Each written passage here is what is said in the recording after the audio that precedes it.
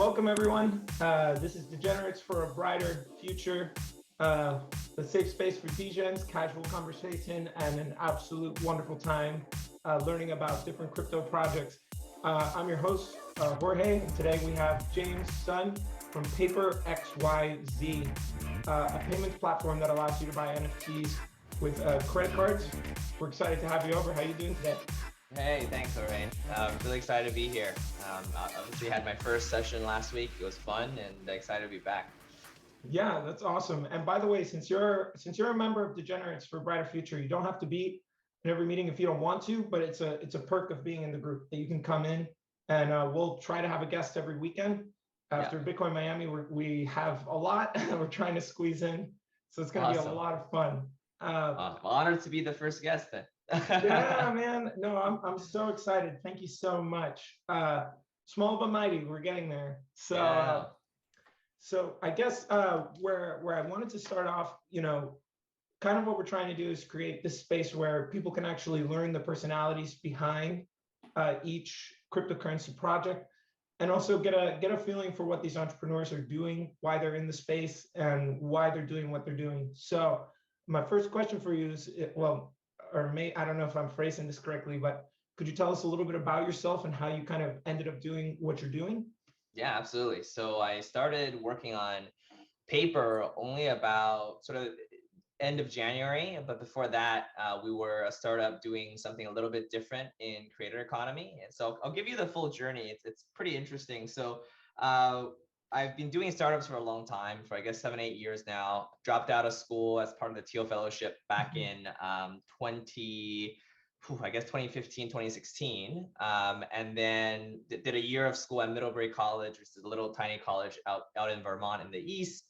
Worked on a startup that completely failed, and I was about to go back to school when I started this bot on Twitch, just so that allowed people to just be able to essentially roll a dice in Twitch chat and get points.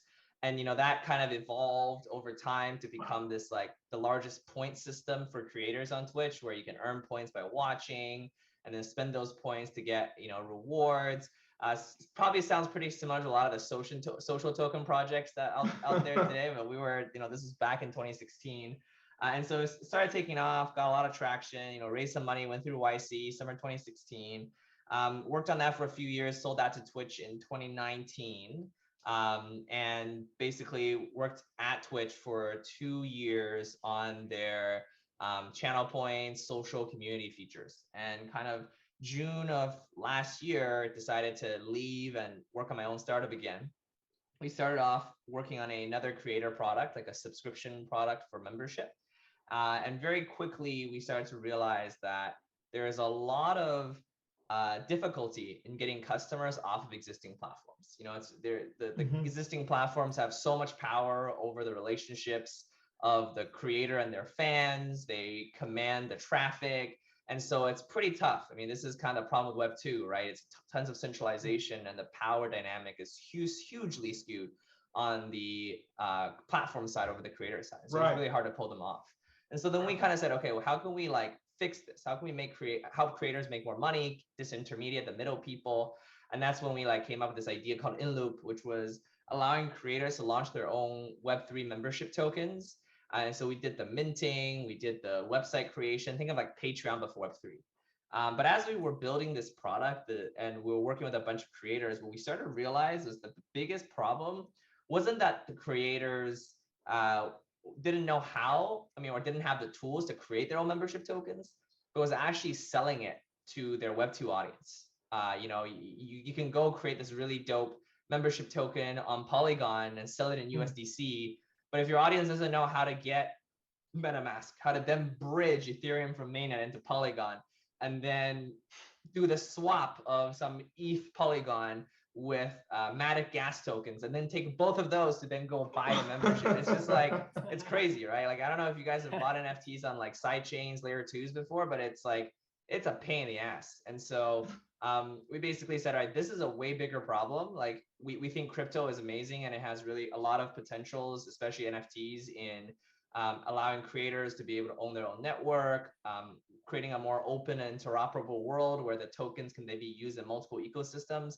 But if nobody can get their hands on it, it doesn't matter. And so we built this company, Paper, pivoted to it in January to be able to allow anyone to be able to buy NFTs without having to understand a slick of crypto. And so that means we handle some of the wallet stuff, we handle the bridging, the swapping, all the cross-chain complexities. We even make it easy for you to pay with you can pay with Bitcoin to get an NFT on Solana because we had sort of the swap and bridge in the back. So that's why I think people kind of sometimes think of us as purely just an on-ramp service. I think the way I think about it is we just make buying NFTs super accessible regardless of your sort of crypto level, whether you are a beginner with no wallets, a sort of intermediate person who has some Bitcoin, but you don't have your own wallet, or a degen who has a wallet and tons of different coins. And so we just make that entire checkout flow as easy as a one-click checkout on Amazon. So that's kind of what we're trying to do. That's awesome. I mean, right now, one of the things that I noticed when I was reading the paper is that there were several opportunities that if you were, say, someone that was brand new to NFTs, that there was an opportunity to contact someone and ask questions and try to learn more about NFTs. I think right now that's one of the biggest struggles is people see it as JPEGs, but what they really are is ownership and digital ownership. So I think it's cool that you guys are trying to make it accessible. Out of curiosity, I've noticed that there are other service providers like Connect Me. I see that Coinbase is trying to kind of push forward some similar services across the board as well. Could you tell us a little bit about what makes your service different from those competing services? Yeah, for sure. So I think I'll kind of come at it from two different perspectives. One is the buyer's perspective, and the other is the developer's perspective. So we'll start with the developer's perspective because that's our core customers. Is developers who are building marketplaces, games, NFT projects. A lot of the services out there are not developer first. They're like widgets that you can sort of add to your website. They don't give you things like webhooks on response. Their documentation is difficult to read. It's really hard to sandbox and build a flow kind of integrating us into sort of your checkout experience. A lot of tools out there are more like on-ramps where you put this thing into your website, people buy some crypto, and then they have to figure out their wallets. They have to figure out then how much crypto to buy, and then kind of use the crypto they have to then buy the NFT that you're selling. With us, the developer integrates us into the checkout experience so that the user is directly buying the NFT itself. So you're completely eliminating sort of the complexity of, okay, am I supposed to buy 0.155 WETH on Polygon so that I have just enough to cover both gas and the contract? You don't need to do any of that with us. So that's kind of from a developer and customer perspective why we're better. It's the user experience is simpler, and the developer experience is better because there's just more tools for you to kind of build an experience around the product. That's awesome. I mean, I like how earlier you mentioned that you offer BTC as a payment option as well. So you can basically onboard whatever crypto you're more comfortable with in order to purchase NFTs. Yeah. Out of curiosity, I mean, obviously the push here is to make NFTs accessible, right? Yeah. Or the push is to get more people to onboard the service, but the service by proxy is successful when there's more interest in NFTs. Yeah. So what I wanted to know, so when you are talking, to some of these platforms that are selling NFTs, what are some of the hesitations that you might have experienced in the past? Yeah. Or lack thereof? Maybe there's none. Yeah, no. I mean, I'm not a developer myself. Yeah. But I'm curious to hear your experience on the sales side. Yeah, so we fortunately we only do the payment side, so we're never really convincing someone to do an NFT, right? The people come to us after they've already decided I want to do an NFT. There's a really good use case for the NFT, and now how do I sell this to my audience? And that's where we come in. So we fortunately we never have hey, you should do NFTs. This is why you should do NFTs. That was kind of the issue we were running into when we were working on the previous iteration with the creator membership product, where you have to you have to talk to creator, why does it have to be an NFT? Why does, all these kind of questions. I think for us, some of the biggest challenges come from, what is the payment experience that works for people around the globe? And so I think what's fascinating about crypto is that the audience is very global. I think I've always been very used to a product where the customers are all, let's say, based in the US or based in like one region of the world. And so when we're trying to build a payment product or payment infrastructure that allows these crypto projects to be able to sell to all their customers, it ends up being only like 20% in the US or 30% in the US and the rest like all spread across the world. And so once you get into CeFi, you start to realize there's all these payment networks that are entirely isolated from each other. Like Belgium has their own payment service, Netherlands has their own payment service, and all these places have their own payment services. And if you're just using a sort of a US based product, very like Stripe, you're going to get crazy high fees sort of in all these different regions. And so part of our challenge logistically is how do we sort of set up a global sort of presence with different entities so we're able to take advantage of the lower payment rates that EU offers to EU businesses, and UK offers to UK businesses. And so our customers who are, let's say, a marketplace selling Solana NFTs doesn't have to worry about doing that themselves because they don't want to touch any of the CeFi stuff. They don't want to deal with chargebacks. They don't want to deal with it. And so CeFi, because it's so centralized, you have all these like really weird methods of payments, weird ways of fighting chargebacks, weird ways of charging fees. And we want to simplify all that stuff so that like for the developers in the crypto project, they don't have to worry about the CeFi stuff that they obviously don't like because that's why they're in crypto, right? So yeah. Well, I think that's why we're all in it. Yeah. No, that's awesome. So one thing I've always wanted to chat with someone that's like, in your position, this is such a new space. It feels a lot like a gold rush.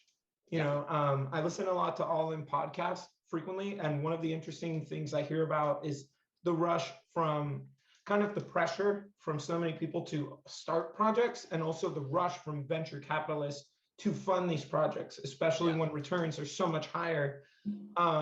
Without diving into the macros, what is some advice that you would provide to an entrepreneur who is trying to onboard a project? How do you start out by seeking venture capital? How do you build, an entrepreneurial business in cryptocurrency from the ground up?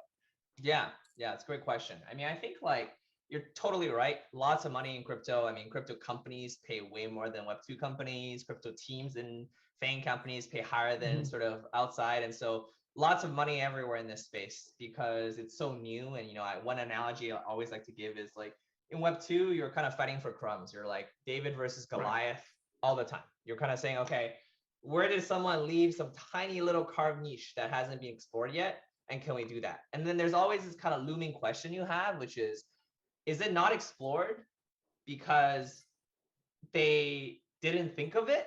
Or is it not explored because they've explored it and it's a dead end? And it's very scary, right? Because if it was the latter, you're going to bet your company on this thing and you explore, and then Patreon or some other, like I'm talking about creator perspective, or like YouTube or Google just looking at you going like these idiots, like we've tried this before, like 5 years ago. Whereas with Web3, because it's so new, no one really knows. I think that's kind of the thing. And this might offend some people, but like none of us are really experts. I mean, the reality is Web3 is new enough that there's not that many years of experience for Web3. I mean, there's tons of people who've been involved in like ETH, BTC for a long time, but Web3 as a concept where it's like ownership economy in the internet, I think is still fairly new, that no one can say really they're like an expert that knows everything. And two, because of how fast it changes, that applies as well, is the stuff maybe 3 months ago is not even applicable. Like maybe 20% is applicable now. So definitely don't take experts too seriously in this space, including myself. Like stuff I say on this podcast in 6 months might be entirely irrelevant. But obviously the principles might be relevant, but the tactics might not be. And so as an entrepreneur, I think where this opportunity lies is, go build something that there is clearly a need for, and don't worry too much about having the perfect idea that can be a super defensible, scalable business. And the reason why I say that is because of how fast things move and how little developer tools and tooling there is in this world. If you catch fire and you get some people to use it, you'll naturally identify things that people actually need, and you can just pivot fast into that idea. Like, we started off as a creator membership token product, and we worked on that for like 2 months, like a month and a half, 2 months, and it like we found this bigger problem. We're working on it, and now it's like getting bigger and bigger, right? And so it's like, don't worry too much about like finding the perfect idea. Like, just find a small thing that solves a really, really clear problem. Work on that. Listen to your users. Web3 users are really vocal, and they're usually on Discord all the time. The concept community is very strong, so they'll give you feedback really rapidly, and then just iterate on that feedback quickly, and then you'll get somewhere. Which is why I think there's like a lot of VC money being poured into like really good teams, because they know the thing you're working on is probably not going to be the same thing in 12 months. But if you have a really good team who's willing to listen to customer feedback and move quickly, you'll eventually find something big. And I think that's like one way to think about it. The other way I think about it is like, indexing, right? I mean, I think folks who instead of, you want to invest, if you want to have a higher chance of success, you obviously invest in an index fund as opposed to invest in like an individual stock. Right. Yeah, and so, like the type of business we're in, we're building payments infrastructure for NFTs. And so if one NFT project goes not so well, it doesn't really matter that much to us. Like, we obviously we will only work with projects we think are going to be successful because of the limited time. But ultimately, we're sort of playing the picks and shovels game as opposed to, trying to hit gold with an NFT project itself. And so I think Web3 is very developer heavy. All these metaverses, somebody's got to build these metaverses. And so start doing developer tools is kind of a really, really good space to be in as well, I think, for a startup. Yeah, I mean, I love the metaphor you use. The picks and shovels is such a classic. I mean,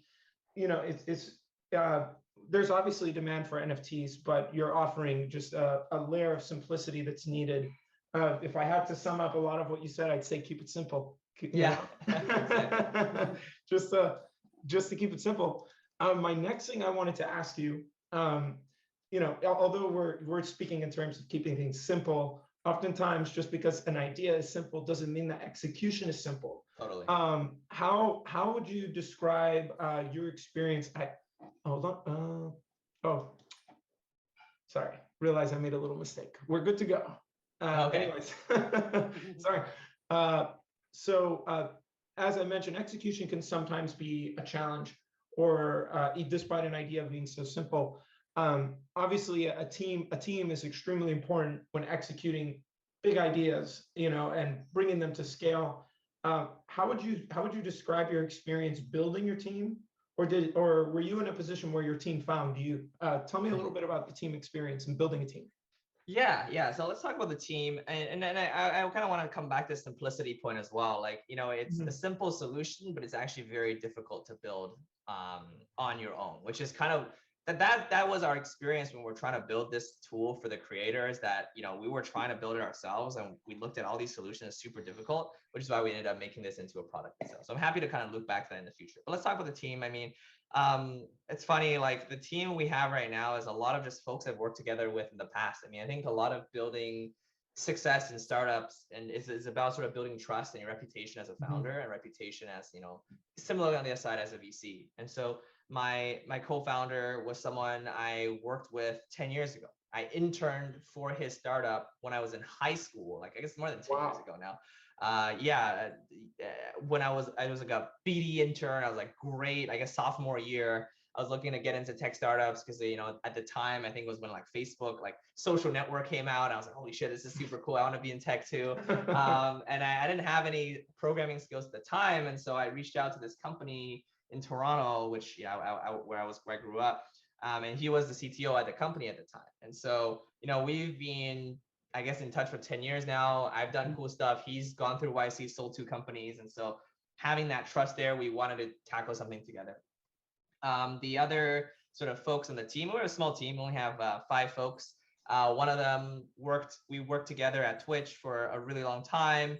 And then another one as well is also from sort of Twitch. And so, and then the other 2, one works in venture and one was an intern for us at Waterloo. And so building a team in Web3 is super, super hard. And so, permit me, but I'd love to, if anybody's listening to this and is, looking to get into a great startup with a good team, definitely hit me up. I just think like basically grabbing, like building a team in Web3 is probably the hardest thing it's easier to get customers and raising money than it is to build a team. And so, it's all about sort of building sort of trust. I think Web3 is one of these things where there is a lot of money in it, but there's also a lot of noise. And so really smart people are pretty careful with deciding which teams to join. So anyway, that's my piece. No, I get you. I mean, it is very challenging. On our end, we're kind of in a way we're building a startup ourselves and working in the process of growing this group, making it bigger, and producing more content. And so far, we've been very fortunate to attract 5 people that are willing to put their own part in time and energy. And that's sometimes the biggest part of the battle. Yeah, totally. Is finding people that agree with the vision. Moving back to the product, out of curiosity, so one thing I saw in the paper that I thought was interesting is that it's possible to be a vendor of an NFT. So say I make an awesome collection of super beautiful pipples. I have a pipple. I love my pipple. So, and this collection, I want to sell it, and it's 0.3, say, ETH, right? So if I read your paper correctly, the vendor is not receiving a fee, but the seller or the buyer will have a 4.5% fee. Now, obviously, Solana is very low in fees, Avalanche is very low in fees, Polygon is very low in fees. So I wanted to understand, how do you guys reduce those fees? I know ETH fees have been a little lower lately, but I've seen on high ends where it's been, a little over $100. I'm sure everyone loves to use their ETH for anything. So. Yeah, I mean, so our fees it's tough because for us, we're not a chain, right? We're like doing a lot of operations that is like Web 2 as well. So we need to pay our credit card processors. When we swap and on-ramp, we're working with exchanges and liquidity providers. We have these wallets that we're doing key management for and working with a third party for that. We work with third parties on sort of fraud detection to make sure that when someone buys an NFT with a credit card, they don't just charge back right away. So there's a lot of these layers of fees that we have to pay to make sure that the user has a great experience when they're just paying with a credit card, or even when they're just using BTC to be able to buy an NFT on Solana. And so I think like part of us have been thinking about lowering these fees is, can we work directly with like card payment networks? Can we work directly with Visa and MasterCard when we get to the volume that will allow us to do that? Can we sort of build stuff in-house that helps us reduce the fees for like fraud and bot detection? And so, anytime, I think when you first start a company, you're relying on a ton of different third-party services that allows you to be able to get to market faster with MVP. And when you kind of start to build scale is where you kind of start looking at that stack and go and say, okay, which part of these stacks can we sort of build in-house so we're not paying someone else for it, and we can then pass on those cost savings to our customers. Right. And so that the fees we charge is actually on top. I mean, just it's a separate from the chain's gas fees because it's two different layers. Yeah. Wow, interesting. I guess since I know it's BTC Miami was just this weekend. I wasn't sure how much of it you might have followed. But one of the interesting portions that I thought was very disruptive, and I thought might be a really interesting question to ask you. I don't know if you saw Jack Mallers' announcement about bringing. Huh? I haven't. Oh, no, that's okay. So, I mean, to sum it up very briefly, he basically has partnered up with some of the biggest POS providers in the world. So, the same companies that are providing Walmart, Publix, Best Buy will soon be able to leverage the Lightning Network for payments. And what I thought was really interesting, and what I thought you might find interesting, is that essentially what makes this brilliant is you don't necessarily have to use Bitcoin. You can use, say, your Cash App and go to almost any vendor in the US. Once this is all onboarded, just use your phone, scan the QR code, pay $100 US, and basically what it's going to do is buy BTC on the Lightning Network, send that BTC to the vendor, and the vendor can actually choose whether to accept it as BTC, euros, rupees, US dollar, 50% US dollar, 50% BTC. And apparently this will, as he describes it, we will see in action in the future. Yeah. But apparently this would reduce all of the, the lead time, like the processing time that between the two different banks and the card provider. And apparently this would make the transaction 100% peer-to-peer with no fees in between. So this might be something putting you on the spot. I don't mean to, but out of No, that's fine. curiosity, how often is your team also looking into some of maybe these alternative technologies that are coming out to make the service more seamless and perhaps maybe lower in cost? I mean, I'm sure this is a competitive, industry, but I'd be interested to know what your thoughts are on that. And definitely after this call, I'll send you that information so you can take a look at it, because I'd love to pick your brain on that. Yeah, no, that's a great point. I mean, I think like for us, and I don't know how low those fees can actually get with Lightning Network. I mean, somebody has to process credit card transactions, and that somebody is going to take fees. And so whether it's somebody takes a credit card transaction, converts it into Bitcoin, and then it spits out on the other end as USD or euros and settles in fiat/crypto, there needs to be someone to process the credit card itself. And whenever there's someone processing the credit card itself, think about the chain is like, there's these payment networks, there's a Visa, MasterCard. They then work with banks to issue these credit cards back to the users.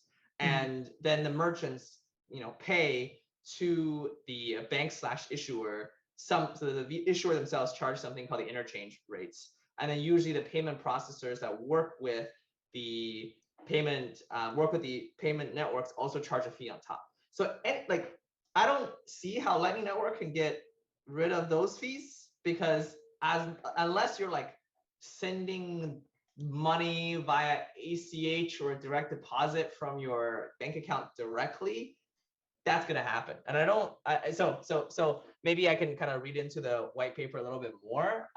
But alternative payment methods, I see them not as competitive to us, but as great. I mean, for us, the value we're offering to developers is being able to accept these things without having to deal with any of the CeFi complexities. Because I'll give you an example. Even if, let's say, there was a payment network that allowed you to easily take credit cards, the developer still has to do a few things. They still have to deal with fraud on the front end, because credit cards, any sort of these transactions has chargeback risks. And so you can't just take anybody's credit card and be okay with it, because crypto is irreversible, but credit cards are not. You still have to deal with what we call wallet management. And so in order for you to be able to handle a large amount of transaction at once, there's this concept of nonce in crypto, where every transaction has to have a unique nonce in order for it to go through, because the ledger is atomic. And so managing the nonce, there's a lot of these, technical complexities that come with interfacing of the payment network, which is the part that we handle. And so, so I guess my long answer short is, I think that sounds super cool. Not sure how that would work, but if it actually worked better than a Stripe or a checkout, we'd love to kind of use that as the Web 2 piece. We're kind of bridging Web 2 and Web 3, and we're the bridge. And so whatever we use on the Web 2 side, whatever is on the Web 3 side, doesn't really matter to us. We're just kind of doing the bridging in the middle. Yeah, I mean, just like you, when I heard everything, I'm not a developer myself, so I was interested in maybe hearing what you might have thought about that. But yeah, definitely, it seems really interesting. So I'm curious to see how it works. One of the funnier comments that I heard from a lot of different VCs within the crypto space was like, why would I need to use XRP if I have a network like this that can just leverage Lightning, and I could use it at any vendor, and I can subvert any bank, essentially. So I mean, we'll see it in practice, like you mentioned earlier, like the Web3 space is so new, and the VC money is flowing in so quickly. And I think likewise, there's a lot of high expectations for so many of these people. But good on Jack Mahler, he's 27. I was like, whoa, if this works, I mean, you did more to curb inflation than the government did. So yeah. I don't know how you would subvert the banks, because the CeFi money is going through the banks, right? So apparently it's cutting through Lightning. So it's just going to be like as if you're sending Bitcoin to another person. Oh, so the user has to have Bitcoin. I'm not sure. I mean, that's let's just think about it. If you don't have Bitcoin and you have real fiat dollars, it has to go through the bank. I And mean, so my there's guess no, is that the coins are essentially being sold and then moved into the bank. So instead of like the credit card processor, it would be kind of like if you were using, I guess, Coinbase and putting money into your wallet. But I don't know how fast that is. He made it sound like it was lightning. yeah, so See what I this is did the there? thing. This is the thing. Once you kind of start working on CeFi, you realize a lot of these things don't like when you do a direct deposit with Coinbase, Crypto.com, any of these things, ACH takes 3 to 5 days before it processes. And in those 3 to 5 days, the user actually has the ability up to 60 days to charge back that amount. And so there's a lot of these promises that kind of go out that I don't know how that could even happen, but you know, I'm also not as informed on the topic. But we think about these questions a lot because you know we want the transactions to happen instantly when someone uses their credit card or bank account to buy Absolutely. something. But you know, the way CeFi works is it doesn't work instantly. And so who's taking on that risk, right? Is if it's a payment network fully taking on that risk, it's a huge liability risk. And Right. so that's why you have things like credit cards, which sort of move some of those risks to banks who have things like 3D Secure and whatnot. And so if you completely eliminate the banks and issuers, and now you as the payment provider is fully shouldering the risk, that seems like a recipe for disaster. So because you know, like from just think about it from a consumer perspective, imagine if all your credit card transactions are suddenly non-reversible. Like you have no way to protect. And I know that's what wallets are today, where you have a transaction Right. with a wallet, you can not get it back if you get hacked. But I can't see a world where that is still true and everybody is using a wallet, because I think that's just too scary for like 95% of the population, 90% of the population to be like, whenever I spend money, it is permanently gone. And so anyway. That's true. I mean, no, and that's a good point, because obviously people are going to be giving up a certain layer of comfort that does come by knowing you can just call someone, yell, yeah, exactly. get a response, get something done.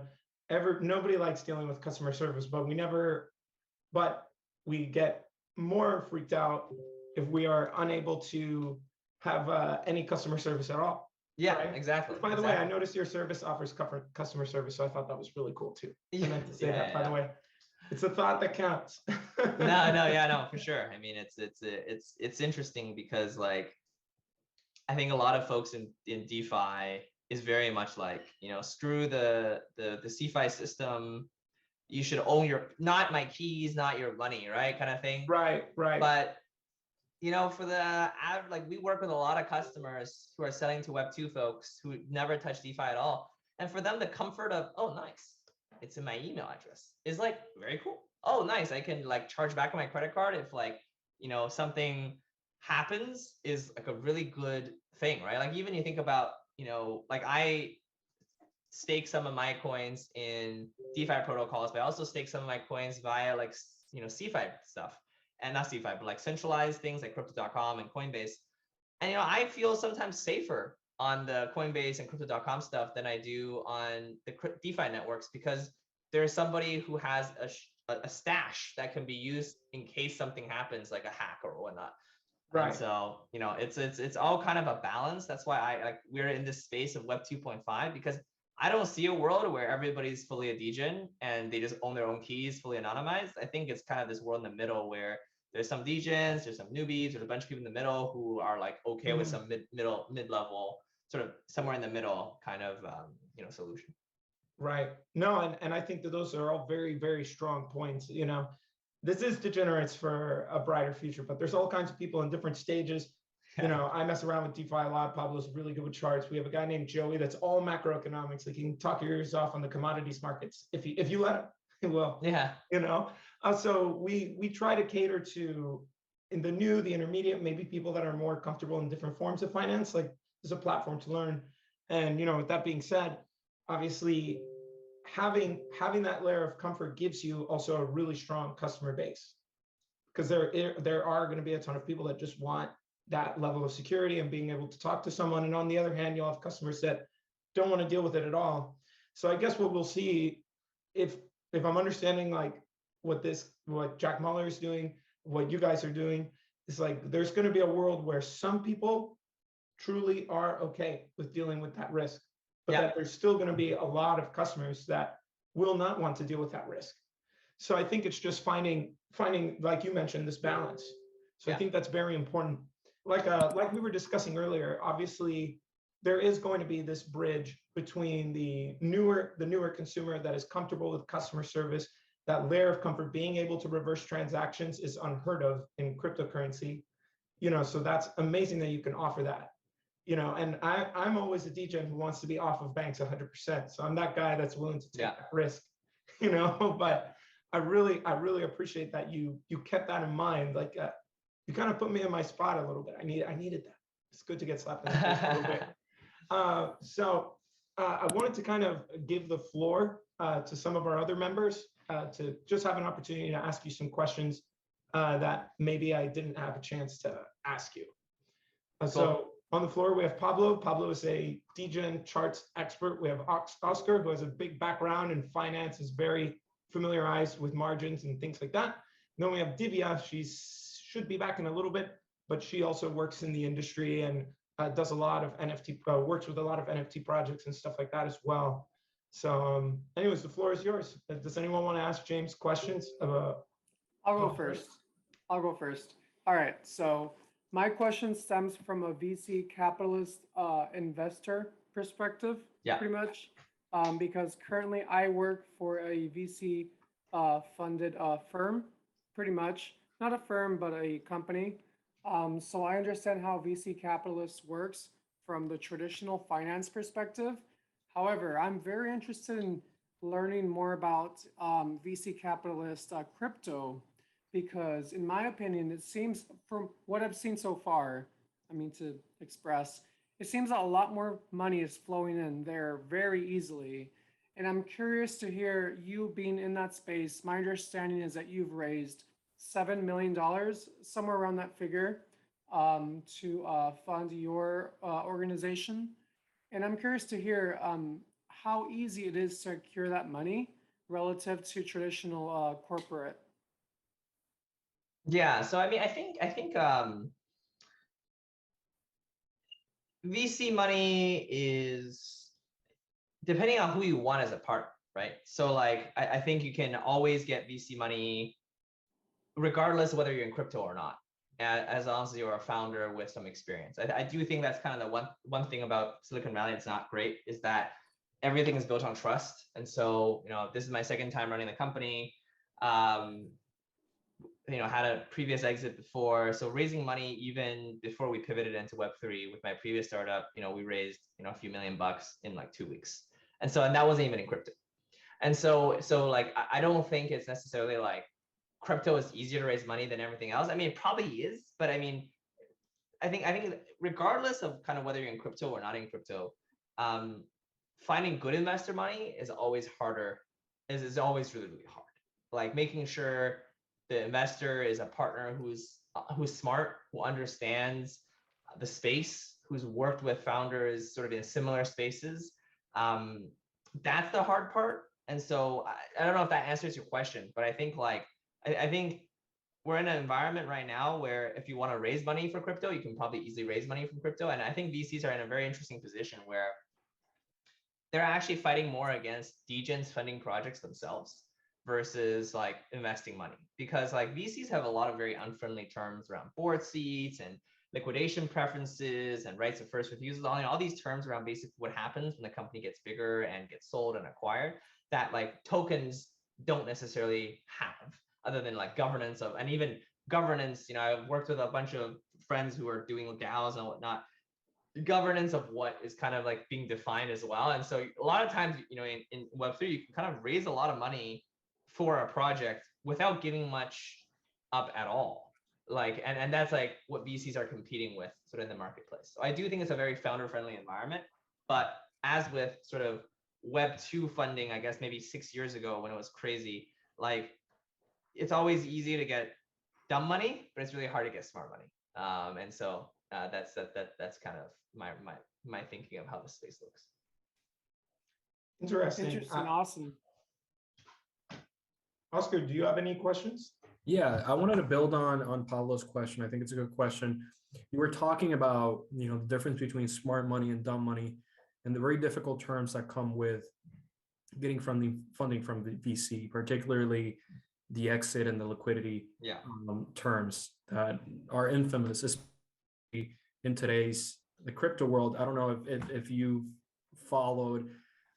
I mean, in social media, there seems to be a negative connotation with Oh, for VC sure. money coming in. Yeah. Because everybody that I mean, as Degens, right? And George, you've spoken about this ad nauseum. You know, the particular appeal of crypto is that it's decentralization aspect, Yeah. right?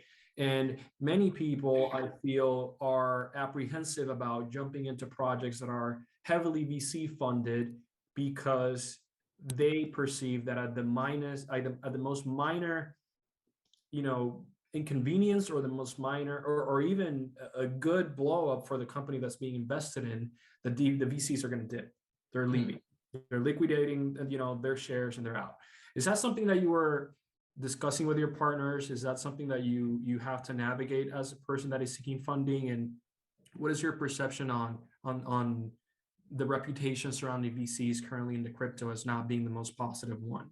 Yeah, so I'm not too worried about that because we're not really a fully Web3 project. Kind of like we've mentioned a few times in terms of like we're more of like Web2 and Web3 in between. And I think yes, Degens care a lot about like who's behind this, but I think majority of the users, they just care about the user experience. Like we did a drop this morning with one of the largest UK fashion brands. All 10K NFTs were claimed in like a few hours. Nobody gave a shit who our investors are, right? They gave a shit because they're like, I can get this NFT, which can give me benefits. I can get access to discounts to Boohoo's future clothes line. I can get, access to cool events with celebrities. Like that's what people care about. We did a drop with Fnatic for their pre-sale. People wanted to get, the merchandise with their name on it. They wanted to be able to access backstage past events to meet their favorite esports celebrity. They don't care, right? And so I think, whenever I've been to like ETH Denver or some of these events, there's this feeling like, oh man, like Web3 complete native, my key, my money, like all this stuff, it's gonna be like the future.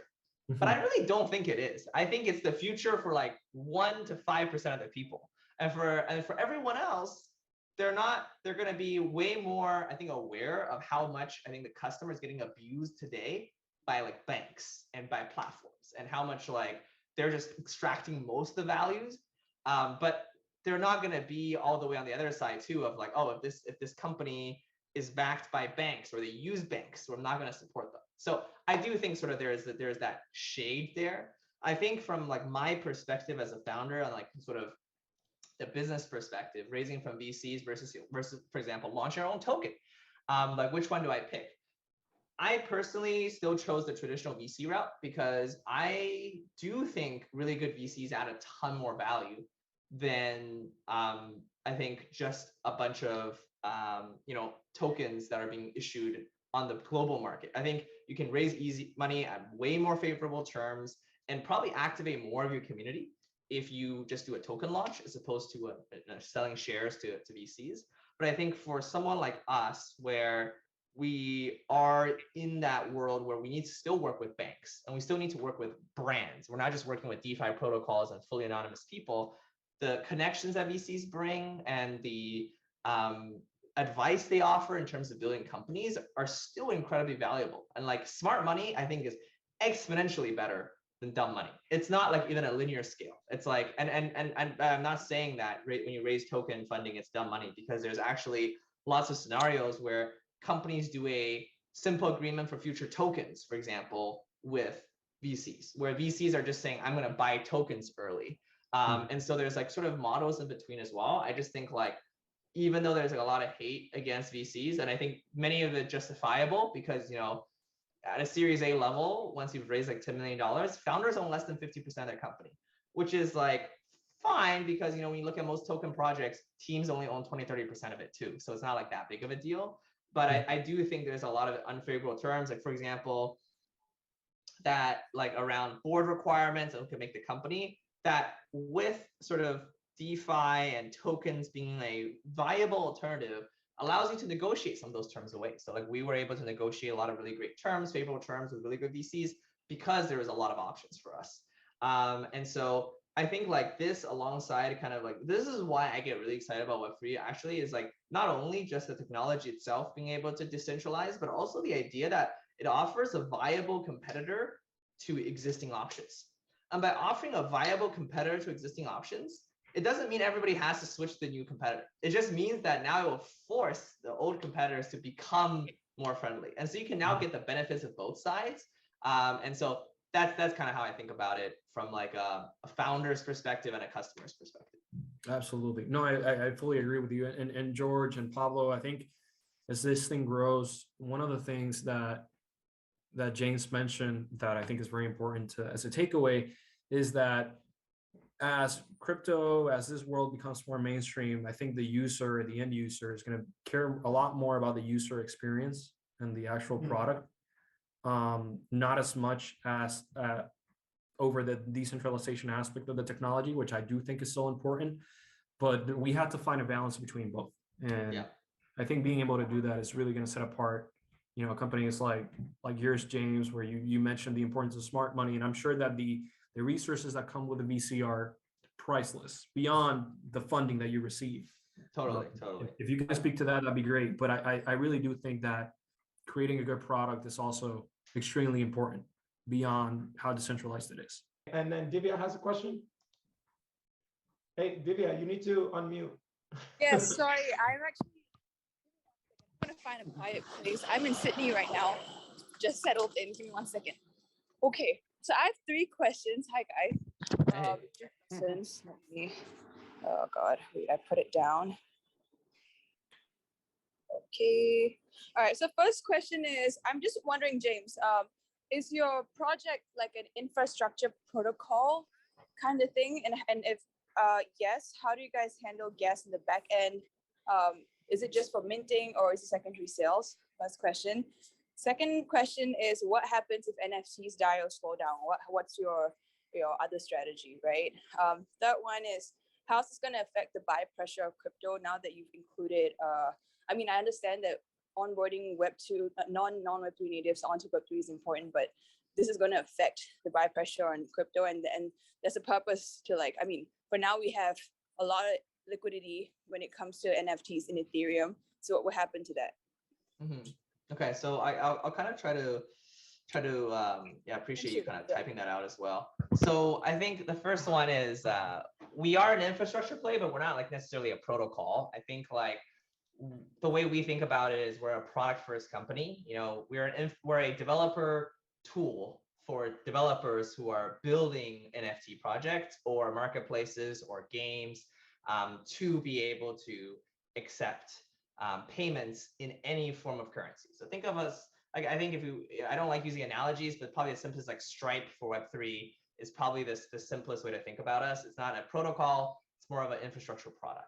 Are we doing minting right now or both? We are primarily focused on minting, but we're working with a few marketplaces on integrating secondary sales as well. And so that's first question. What happens when NFTs die or slow down? So we're pretty bullish on NFTs because we think NFTs are more than just PFPs, right? I think we've worked with a ton of really great projects that are using them as memberships to communities, as tickets to really cool events. And so I think of NFTs as becoming sort of the digital asset primitive. And so I'm less worried that it will die. I think it will probably slow down in the, and we've already seen this year in the, hey, I buy an NFT and I'm speculating on trading it. I don't think it will continue to grow on the primary sale perspective of I'm launching an NFT. This NFT represents a digital asset in GameFi. It represents access to an experience. It represents membership to a community. It represents a collection, like a song that I'm listening somewhere else. And so I'm pretty bullish on the expansion of that. And I do think though, like speculative volume, that's going to slow down over the long period of time. I do think, alternatively, as what the big vision of this company is, we're just trying to make crypto more accessible. So there is going to be a time where we start working on on-ramp as well as NFTs, where we're also doing like tokens as well as NFTs itself, but that's sort of for the longer term. How is this going to affect the buy pressure of crypto, liquidity on ETH? So I haven't really thought through that too deeply, and I'm not sure if I fully understand the question either. So I'd love to you to clarify, but I'll kind of give a quick response. I mean, for us, actually, you know what? Before I respond, I would love to kind of have you expand a little bit more on what do you mean by affecting the buy pressure and having lots of liquidity. I guess Ethereum has become it's known as the currency in a sense for trading NFTs. Yes, we've got Solana and whatnot, but it has I do there is a kind of relationship that you kind of notice, and I think we haven't really solidified what kind of relationship NFTs and Ethereum has right now. We're still trying to decipher that, because initially we thought it was how currency and real estate markets work, but then we realized when Ethereum was going up, NFTs, the volumes were also going up, sales volumes were also going up. So we're still in the midst of trying to understand that. So as projects like yours come in and try to disrupt the space in a sense by allowing people to buy NFTs with dollars, right? Which is awesome. I'm just trying to understand how that would affect the entire cycle of understanding and whatnot. I see. So my perspective is that it is going to be a multi-chain world in the future. I don't think it's going to be 10, 12, 15 chains. I think it's going to be probably 4 or 5. And each of these chains are going to develop, internet is unbundling, bundling, unbundling, bundling, unbundling, bundling. It's kind of the cycle that we see with everything, right? Songs. We get these individual CDs, then we get them back into Spotify as this one big subscription, and now we're trying to unbundle them again with Royal and all these kind of things. That's just how the world works. People get tired of something, new technologies come out and enable some decentralization. And then people like the comfort of centralization. So it comes back into a bundle again, and it just happens over and over again. So to me, I think we're at the unbundling phase. And I think that's why we see 14, 15 chains. I mean, maybe 20 plus chains that are people actually have some usage of, but I think it's going to consolidate. And so, but I don't think it's going to be one universal one, because that's against the whole ethos. And I don't think it's actually true that, again, it depends on the perspective and framing of NFTs. We're talking about NFTs as collectibles that is speculated and traded on 100%. ETH has the most liquidity. GameFi, I see a lot of stuff that is not on ETH. I think about membership tokens with creators. I see a lot of stuff that's on Polygon. I see sort of different types of projects aggregating on different types of chains. And so I do think over time, that's just going to happen as each of these chains sort of focus on a special type of use case. Jorge, you mentioned earlier, you're oh, we have to remember it's decentralization and these kind of things. And people are sort of focusing less on that. And I actually think over a longer time, people will focus less on it. I think, I don't think people, even developers, choose chains based on how decentralized the technology is. There are a few that do, but most developers we work with, and they ask us as well, hey, which chain should I use? I just tell them, these types of NFT projects do really well on this chain. These types of NFT projects do really well on this chain. And so the people who have the currency and the liquidity are going to be kind of on the chains today. But in the long run, if Paper is successful, and now you can buy NFTs without even caring about which chain it's on. It means you can buy a Solana NFT with Polygon USDC. It doesn't matter anymore. It's do you really care? In my opinion, it's when you're buying something for the utility of it. Let's say I'm trying to listen to a song on SoundCloud. I don't know if SoundCloud's on AWS, Azure, or Google Cloud. I just know that it works. And I think that's kind of how I think about the future of it. So that's my perspective. That's interesting. Yeah, no, I absolutely agree with that viewpoint. I remember reading it somewhere, I can't remember where. But yeah, I feel each chain will have its own niche in that sense. So quick question on the tech side of it. In the back end, how do you guys manage cross-chain NFT transfers and gas fees? How do you guys deal with that? Do you have a gas tank? What's that? Yeah, so we have a bunch of wallets that hold a bunch of different tokens, and also both gas tokens and liquidity tokens, depending on the projects we work with. And then we on-ramp and off-ramp them by working with liquidity providers. So if you're, for example, a Polygon project that is trying to sell stuff in wrapped ETH, we'll have some liquidity worked out in wrapped ETH. We'll have some Matic tokens, and we'll have probably a fleet of 10 to 20 wallets, depending on how big your drop is. For example, Boohoo this morning did a drop. We had 10,000 claims go through, which is their sellout number in 2 hours. So for that, we had to have probably 30 wallets that were able to parallelize the transactions. For a smaller project, we have less wallets. And so in the back end, we just have these operator wallets, and we work with different payment processors, liquidity providers, fraud detection engines to essentially make this whole flow, wallet providers to make this whole flow very seamless to the customer. So all they see is I put in an email, I put in a credit card, or I pay with BTC or ETH, and I get this thing. I don't have to understand how crypto, bridging, swapping, gas fees all work. I just see a dollar number, I get the thing, and I can then log into this dApp or OpenSea with the wallet that Paper gave me. And so you're like, that's our vision, right? Like the user see the crypto is an awesome technology, but what if the user just like, when you use technology, you don't think of the technology itself, you just think of the utility of it. And that's like where we want to bridge the world into. Whereas today, you kind of have to understand all these different things before you can even use the damn thing. So yeah. Okay. Are these information available on the docs? Yeah, you can. It's not entire, like not everything is available, but the sort of high level of how we manage the flows is all available on the docs. So docs.paper.xyz, you can feel free to take a read. Yeah. Got it. Thanks. Because I work for Biconomy. Yeah. Yeah, I don't know if you've heard of it. I've heard of it, but I don't know too detailed about it. So yeah, I guess we have two products. One is Gasless. We provide like gas tanks in the back end for like projects like yourself that we're working with. But mostly we're only EVM compatible at the moment. We're definitely hiring the Solana developers and whatnot to like expand the offerings that we have. But we're also working on cross-chain NFT transfer. So I just wanted to pick your brain on how that works. Gotcha. Yeah. So we don't do the cross-chain NFT transfer. We just do the cross-chain payments, and then the user just gets the NFT in a wallet that has multiple.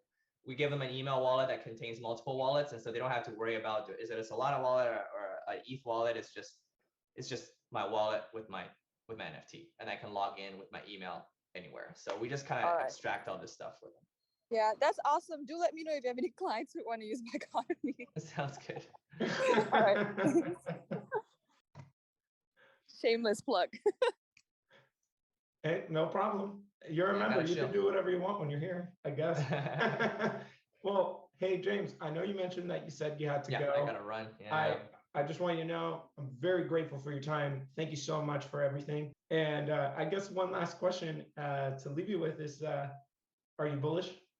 I am. I'm obviously very bullish, but I'm also gonna do one plug is how we're hiring lots of people. So whether you're an engineer, ops person, a marketing or growth person, hit me up, James at Paper.xyz. If you don't like using email, you want to use Twitter, it's James ZM Sun. So yeah, hit me up. We're always hiring. So please hit me up. Like I said, building the best team is kind of the hardest thing, and we're trying to build the best team. I gotcha. Sounds good. Anyways, thank you for everything. All right. All right. See you guys later. Thanks for listening. Yeah. Peace. Peace. Thank you so much for watching. If you enjoyed that content, like and subscribe. You can also follow us on Twitter at DegensFEF. That's short for Degens for a Brighter Future.